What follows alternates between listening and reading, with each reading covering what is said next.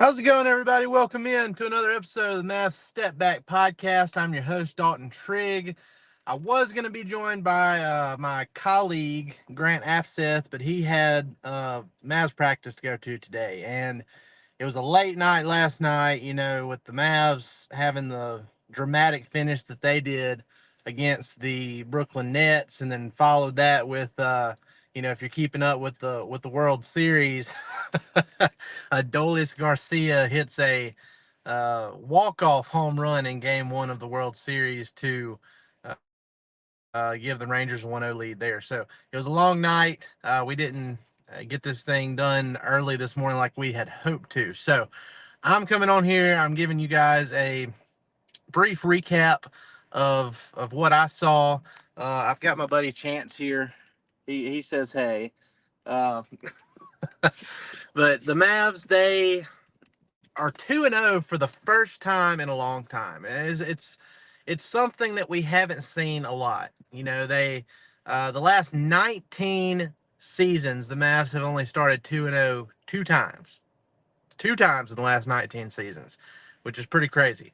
So they're off to 2-0 start. They had a 125-120 win over the Brooklyn Nets. There was a lot of storylines going into it.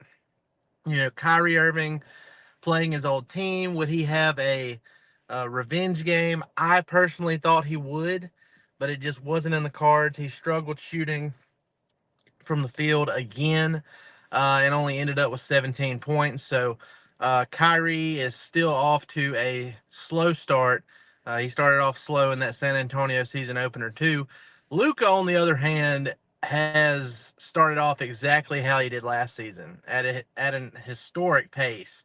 After having a 30-point triple-double in the season opener, he poured in 49 points against the Nets on Friday night. And if you were watching it, you saw how it happened, at the end, how he got his 49 points, because the Mavs and Nets were tied at 120 with less than 30 seconds remaining in the game. It's now or never for the Mavs. And Royce O'Neal and Dorian Finney-Smith were doing a great job on Luka on the perimeter. And when Royce O'Neal or Luka got the screen, and so Royce O'Neal was off of him, and there it was, former teammate Dorian Finney-Smith guarding Luka on what was, do or die time for the Mavs. And he had him pinned on the sideline, and Luka threw up with his right hand just a one-handed, almost looked like a hook shot, like as he was going out of bounds, and he banked it in, and the crowd went nuts. The bench went nuts. Mark Cuban's going crazy on the sideline. Dalton Trigg is screaming from his couch. So just a lot going on there. It was crazy. It's something that we shouldn't be surprised about at this point. Honestly, we see it so often from Luka, and even after the game, Dorian Finney-Smith said something about there's no way he called bank on that, but Luka said no, I did that. We actually practiced that. I practiced that. Go ask Daryl Armstrong. So uh, he got that bucket. The Mavs were able to hold on. Josh Green tacked on a couple of free throws there at the end, and the Mavs come away with a 125 120 win over the Nets. So 2-0, great start. The next matchup is going to be on Monday, so they have the rest of this weekend off, get to rest up, and then they'll take on the Memphis Grizzlies in Memphis on Monday. And the Grizzlies, they don't have John Morant, they don't have Steven Adams.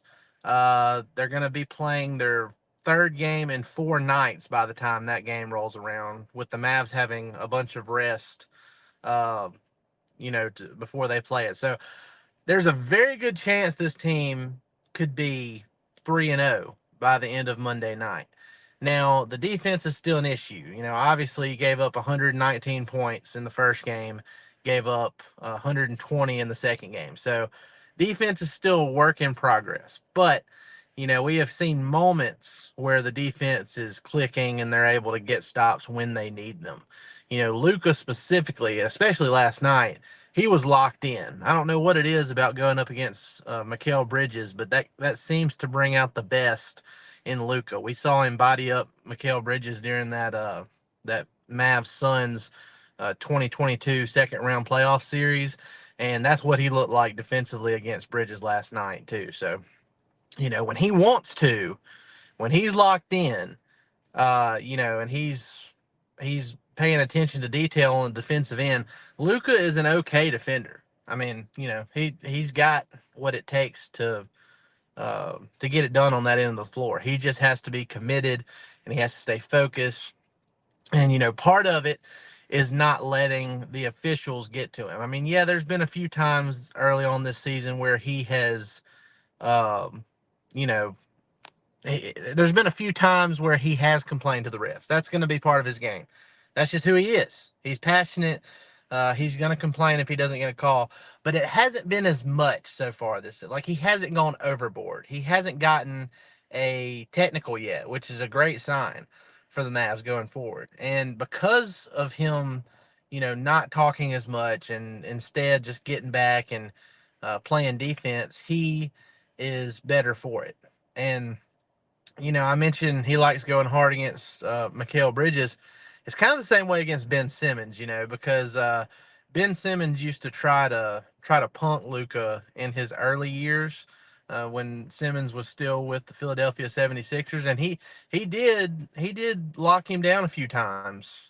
So I think Luka remembers that every time he goes against Ben Simmons. And last night Simmons was trying to be extra physical with Luka and try to get under his skin a little bit, and Luka would just take it, you know, do several combination dribble moves, hit a three over Simmons, and then Simmons just turns his back to Luka because he knew what was coming.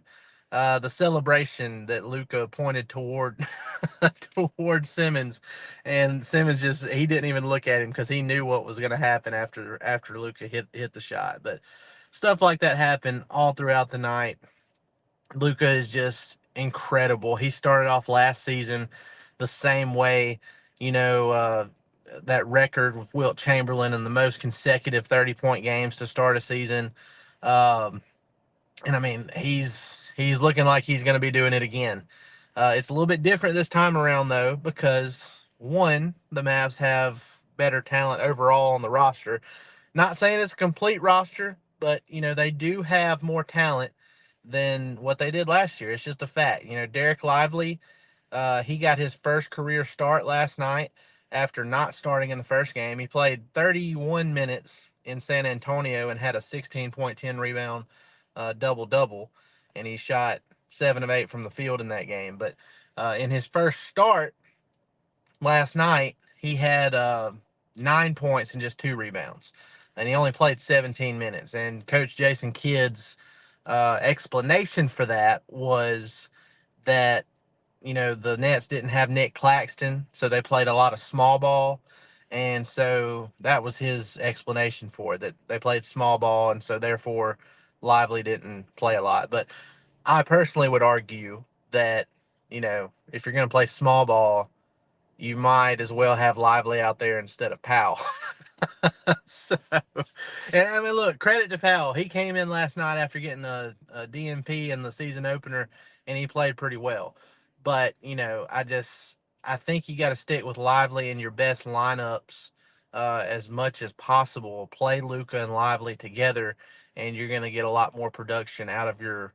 I mean, the offensive production is going to be there regardless, but I think you get more production out of your defense, and not probably won't end up giving up 120 points a game if you put your best players together for longer stretches. So we'll see how it goes. Lively, he's still learning. He's still raw, but he's got great poise. He's got great talent. And he's got, great size. That's the biggest thing. He's 7'1", has a 7'7" wingspan. He's put on some muscle over the offseason. He's still got a long way to go from a physical standpoint. Sorry. Um, but he's getting there. And Tyson Chandler's mentoring him, and the longer he stays in the NBA locker room, weight room, he is going to be a monster going forward. So, think you know basketball? Then try to turn your basketball knowledge into real money with the Sleeper app, the ultimate fantasy sports app that can turn game day into payday. Just download the Sleeper app and pick more or less on your favorite players. With more stats than any other daily fantasy app, just choose 2 or more of your favorite players from pregame or live. Pick more or less from the predicted stats, and you could win up to 100 times your money if your picks win. Use promo code STEPBACK, and you'll get up to a $100 match on your first deposit. Terms and conditions apply. See Sleeper's terms of use for details. I'm using the Sleeper app, and tonight, even though the Mavs aren't playing, I am taking Anthony Edwards over for points. He's listed as 25.5 points on the over-under. I'm taking the over. They're playing the Miami Heat. Miami Heat are on the second night of a back-to-back. Anthony Edwards is a stud. He's a rising star. I think he will have no issues getting that 25.5 points unless it's just, a blowout and he doesn't play very many minutes. So I definitely think he's going to hit the over there.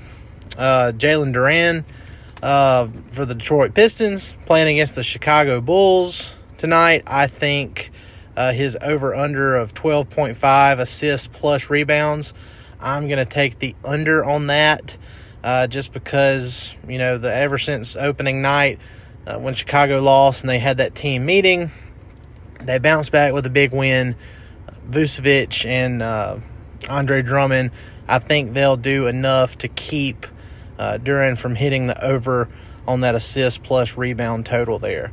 Say what you want about Andre Drummond. He is one of the best rebounders in this league, even though he's, a veteran minimum player now. He's not really a superstar. So, I get that, but he's a massive rebounder. And although Duran is very good, he's still very young and has a long way to go. So, that's my reasoning for that. I think the combination of Drummond and Vucevic, I think, will keep Duran from hitting the over on that. The other one, Washington Wizards playing the Memphis Grizzlies tonight. This is my third pick of the night. Jordan Poole over under 23.5 points. I'm taking the over. Memphis, they don't have Ja Morant. They don't have Steven Adams. They haven't won a game yet. And I think that continues tonight. I think the Wizards get the win, and I think Poole has a big scoring night. I think he definitely hits the over on that. So those are my picks on the Sleeper app. Be sure to go download it. And again, use code STEPBACK.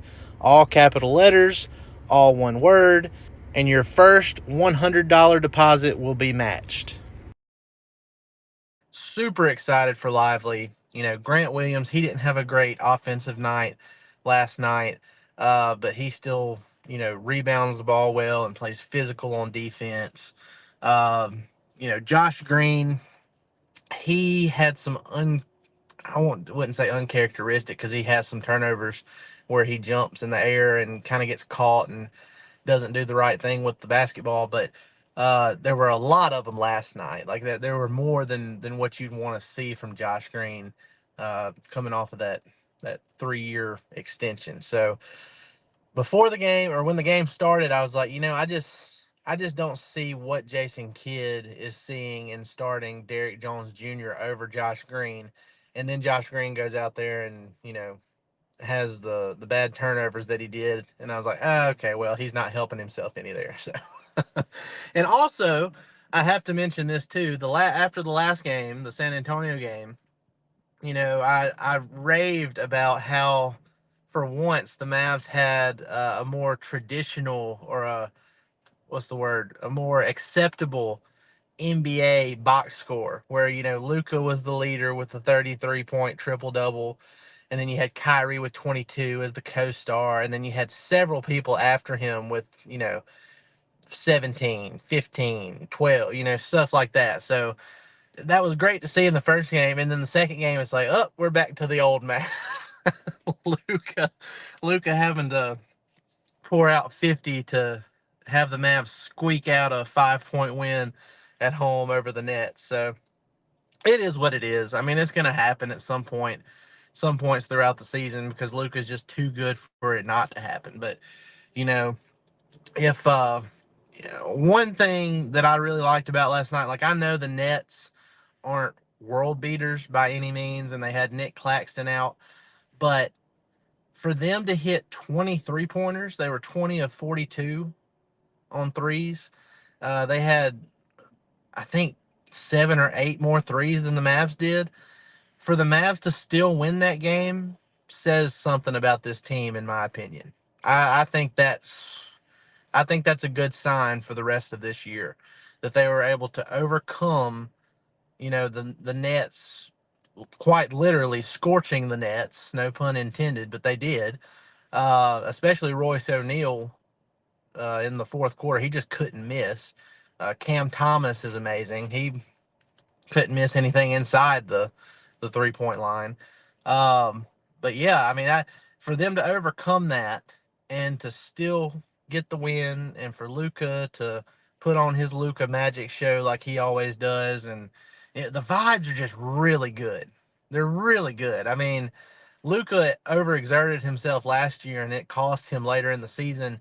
Last night wasn't one of those Luka games where it felt like he overexerted himself.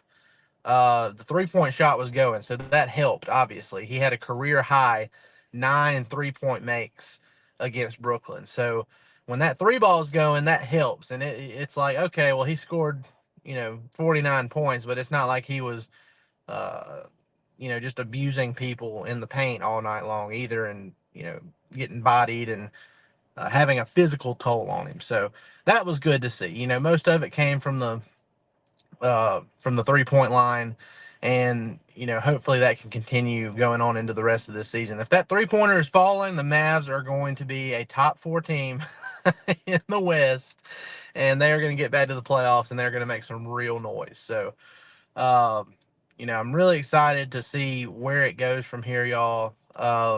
You know, I, we always talk about it every year. Well, you want them to get off to a good start, so later in the season you're not playing from behind and having to worry about where you're at in the standings and all that stuff.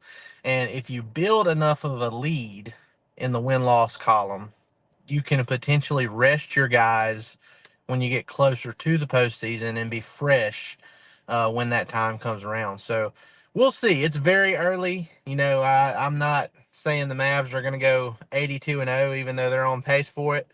But it's very good, in my opinion, to have a 2-0 record, and the vibes are vibing, as they say. Luka's happy. And look, Kyrie has not yet to get going. He is still struggling. Like, he is really struggling shooting. So once he figures it out, once he knocks off the rust and gets, in the mix of this, you're probably going to sprinkle in some blowout wins here with how Luka's playing too. So be on the lookout for that. Kyrie Irving has yet to make his breakout. I thought it would be against the Nets. I was wrong there.